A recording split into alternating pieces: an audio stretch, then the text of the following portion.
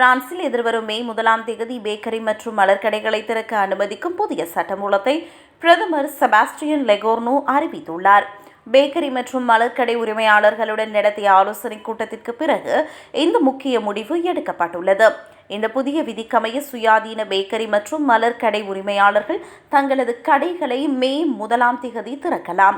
இதில் பணியாற்றும் ஊழியர்களுக்கு இரட்டிப்பு ஊதியம் வழங்கப்பட வேண்டும் என்பது கட்டாயமாக்கப்பட்டுள்ளது.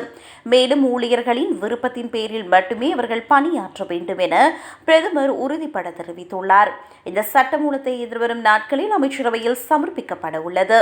மே 1ஆம் தேதிக்கு முன்னதாக இது சட்டமாக முழுமையாக நிறைவேற வாய்ப்பு குறைவு என்றாலும் இதற்கான விதிமுறைகள் மாற்றங்கள் நடைமுறையில் இருக்கும் என்று கூறப்படுகிறது. பல ஆண்டுகளாக தொடர்ந்து வந்த சட்ட சிக்கல்களை தீர்க்க இந்த நடவடிக்கை உதவும் என்று பிரதமர் குறிப்பிட்டார். இந்த விதிவிலக்கு சுயாதீன சிறு வணிகர்களுக்கு மட்டுமே பொருந்தும். பெரிய சங்கிலி தொடர் கடைகள் மற்றும் இறைச்சி மீன் கடைகள் போன்ற பிற வணிகங்கள் மே 1ஆம் தேதி திறக்க அனுமதியில்லை. விதியை மீறி செயல்படும் கடைகளுக்கு அபராதம் விதிக்கப்படும் என்றும் தொழிலாளர் அமைச்சகம் இதை தீவிரமாக கண்காணிக்கும் என்றும் எச்சரிக்கை விடுக்கப்பட்டுள்ளது.